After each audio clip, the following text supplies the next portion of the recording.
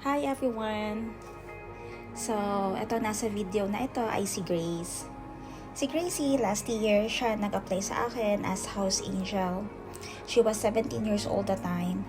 And for all those months, for past few months, nakitaan ko siya na maasahan ko talaga siya. Kahit na siya na lang yung maiwan sa bahay, sa paglilinis, kahit sa pera, or sa anumang bagay na maiwan ko sa kanya.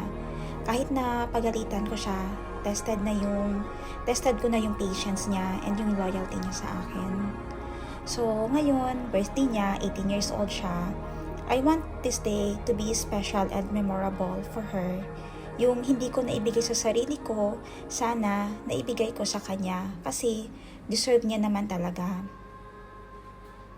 At ito nga, may konti kaming handa para sa kanya. At sana sa araw na ito ay masusurpresa namin siya. Ako, kasama ko yung mga kasamahan din niya sa trabaho, mga staff ko sa opisina, at kasama niya sa bahay, ay naghanda ng kaunting sorpresa para sa kanya. Ito yung araw na sabi ko mag-day off muna siya. So, sabi niya wala daw siyang handa, yung pamangkin niya lang daw ang hahandaan nila. Pero sabi ko, sige, mag-day off ka na lang. So, since pick up yung aking sasakyan, humiram ako ng sasakyan kay Madam Pen Gibbs. Pinahiram naman ako ng aking kapatid kasi gusto ko ma-experience ito ni Grace. Kasi according sa kanya, never daw siyang nahandaan or nagkaroon ng party sa buong buhay niya. At yung birthday na meron sila ngayon, yung handaan ay para sa kanyang pamangkin, which is sabay yung kanilang birthday. So ngayon, ito yung joint effort namin lahat para masurpresa siya. Samahan niyo kami today habang ihahanda namin ang surprise sa kanya at kung ano ang mangyayari.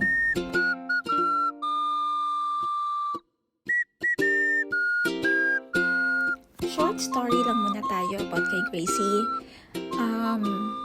Anak, ate, kapatid, yan siya.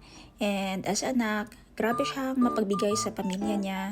Yung hindi niya kinukuha yung sahod niya, iniipon niya talaga. At saka yung pagdating ng specific time, nagpapaalam siya, gusto niyang umuwi sa kanila. Para, dahil namiss din yung pamilya niya at saka para ibigay yung ipon niya dahil nagpapagawa sila ng bahay. And isa din characteristic ni Gracie ay hindi siya yung palalabas, hindi pareho sa iba na masyadong palabarkada, laging nagdi-day off. Si Gracie ay okay na siya na sa bahay lang, siya lang mag-isa, na minsan hindi nasagot sa cellphone niya, nagti-TikTok. Ganun lang yung kanyang kinakabisihan. And pag nasa Johnson ako, sobrang busy niya kasi kung saan ako, dun din siya. Kinakasama ko siya pag nagmamaneho ako mag-isa, pag nag-duty, kasi parang siya yung aking yaya na siya nag-aalaga at naka-assign sa mga gamit ko talaga. Isa din sa mga bagay na ikinamamangha ko sa kanya ay yung pag-uwi ko ng bahay, gising pa siya, inaayos na yung mga dala ko, sinisettle niya yung mga kailangan pang ayusin the next day. Minimake sure niya na wala na akong kailangan bago siya matulog. Tapos nagpapamasahe pa ako sa kanya. Hanggang sa makatulog ako kasi the next day maaga na naman ako magigising. Kasi yung routine ko pag nasa Johnson is morning, nag-gym na ako at 5:30. So, siya yung huli kong nakikita bago ako matulog. At sa umaga naman pagising ko, siya naman yung una kong nakikita. Minsan, madalas, maraming beses, napag-stress ako, siya yung napagbubuntungan ko ng galit, lalo na pag may mga syempre kaunting palpak sa trabaho, medyo malamya, medyo mabagal or pamali-mali. Pero as amo, nagigilty din naman ako. So bumabawi din naman ako, no. And eto nga, sabi ng mga kapitbahay ay maswerte daw sila dahil ganito yung privilege nila sa akin. Okay, bilang amo, hindi din naman nawawala sa akin yung pagiging strict. Strict talaga ako compared sa mga parents nila. Pero sana one day ma-appreciate nila na may pupuntahan lahat yung pagka-strict ko sa kanila at yung mga turo at asal na tinuturo ko sa kanila. Sana madala nila yon. Eto si Gracie, pag napagalitan ko, tatahimik lang ito siya. Tapos, sasagot lang siya ng maayos na, opo ate, pasensya po ate. Ganyan yung kanyang mga sinasabi sa akin. And I can feel na tinatry niya talaga ang best niya para mapaayos yung kanyang trabaho. Although, hindi naman talaga naiwasan na perfect, no? Wala talagang perfect na tao. Pero, perfect si Grace for me kasi yun, nafe-feel ko talaga na concern siya sa akin at saka sa trabaho niya. Grade 4 lang pala ang natapos ni Grace. So this year, ang goal namin, kinausap ko siya, gusto niya daw mag-aral ng ALS. Kaya sabi ko, kukunan muna namin siya ng PSA. Kasi kahit yung birth certificate niya, walang PSA copy. So ngayong mag-18 na siya, valid na siya mismo ang mag-process ng kanyang PSA. So, recently, nakuha na namin yung PSA niya and mag-enroll na siya sa ALS. Doon tutulungan namin siya na makapasok sa ALS program. My wish for her is, alam ko naman na baka hindi siya magtagal sa akin o baka one day magpapaalam siya. Pero, ang wish ko lang ay sana nag-level up siya from me. Sabi ko nga sa kanya, wag muna siya magpadori at tapusin muna ang pag-aaral ko. Yung first part pala ng video kanina ay yung mga gowns for rent ko at saka mga personal ko na damit and heels na pinahiram ko kay Gracie. Para naman masyadong masaya at bongga yung kanyang debut or parang may pre-debut shoot. Diba yun yung mga uso ngayon sa mga debutants? Malapit na nga kami matapos dito. Dumating na din yung in-order ko na mga ready-to-eat food na yan sila. May mga ulam na at saka kanin. Ready na yan para wala nang isipin si Gracie. I think ito yung lesson na may share ko sa inyo.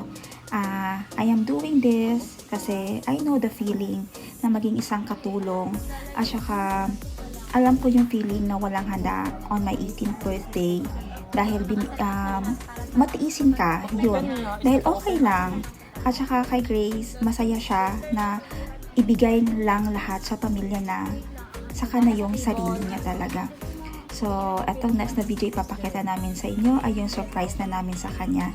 Ayan yung pagsasarado ng sasakyan. Minimake sure namin na walang mga nakabitay para naman hindi mukhang halata yung kanyang surprise.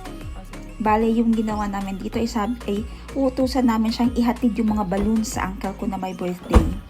Kasi wala siya dyan andun siya sa lugar ng kanyang kuya.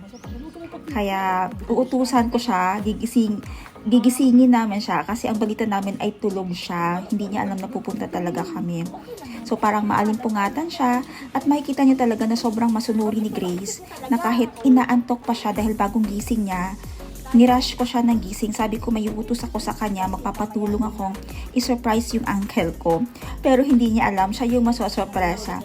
Makikita niyo talaga sa video na yon na kahit inaantok siya, willing siyang mag-rescue sa akin kung andyan ako, kung ano yung iutos ko sa kanya.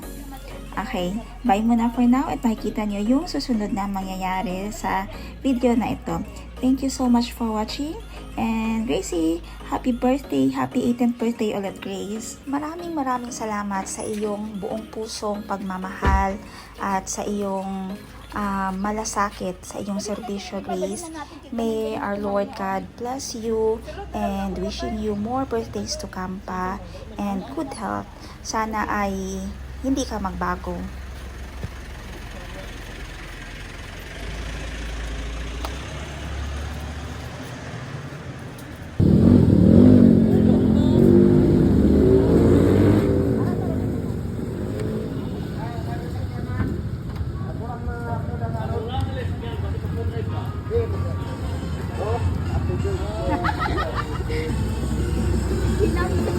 Happy birthday